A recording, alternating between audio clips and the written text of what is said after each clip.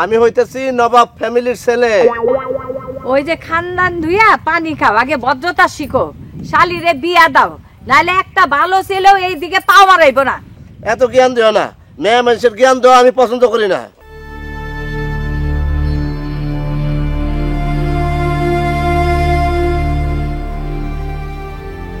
কুসুম, তোমার নাকি মন খারাপ? আপনি যা করছেন তাতে মন খারাপ হইব না তো মন ভালো থাকবো? আমি কি করলাম? আমি যা করি তোমার ভালোর জন্যই করি, তোমার মঙ্গলের জন্যই করি। শোনেন দুলা ভাই, আমার শ্বশুর বাড়ির লোকের সাথে আপনার এমন দুর্ব্যবহার করা একদমই উচিত হয় নাই।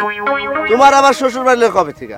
ওই ফালতু লোকজনের সাথে আমরা আত্মীয়তা করি না, শালারা খালি ফুটানি মারে।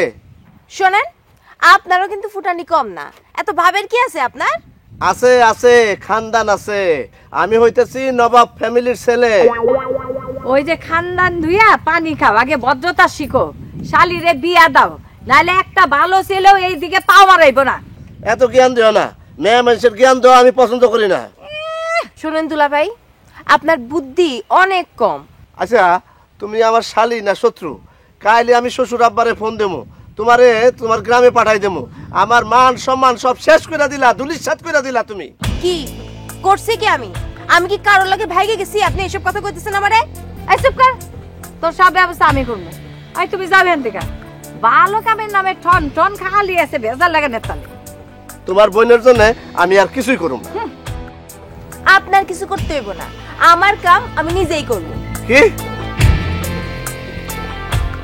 দেখছো, কত বড় কথা কয়ে গেল? আমার কাম আমি নিজেই করব। করো করো, আমিও তোমার বদনাম রটামু গ্রামে। তোমার এত বড় সাহস! আমি তোমার বদনাম রটাই দেব পুরো বিশ্বে।